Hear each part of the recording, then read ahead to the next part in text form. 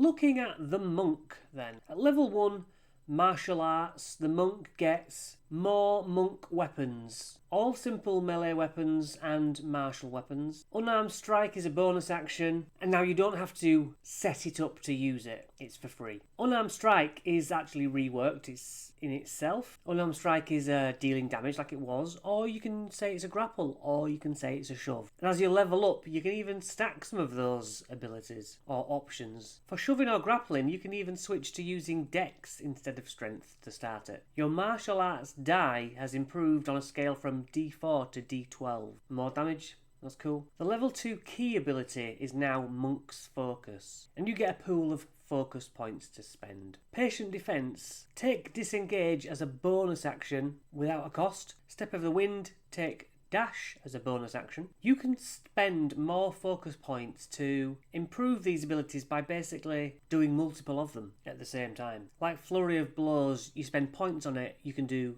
2 unarmed strikes as a bonus action. Uncanny Metabolism means you can get all your focus points back, plus some hit points once a day. Deflect attacks, roll a d10, add your dex, add your monk level, and if that equals the damage, the target is forced to make a saving throw. If they fail, you get to do the martial arts. Still restricted to bludgeoning, slashing and piercing, but then later on changes to different types of damage. Self-restoration. At the end of your turn, if you're charmed, frightened or poisoned, you can shrug it off for free. Stunning Strike, a little bit of a twist. Once per turn, if the target succeeds on the save, their speed is halved and the next attack on them has advantage. The Warrior of Mercy is ported over from Tasha's. And then Warrior of the Elements, you can increase the reach of your unarmed strike. You get the Elementalism cantrip. Elemental strikes, you can change the damage type done and possibly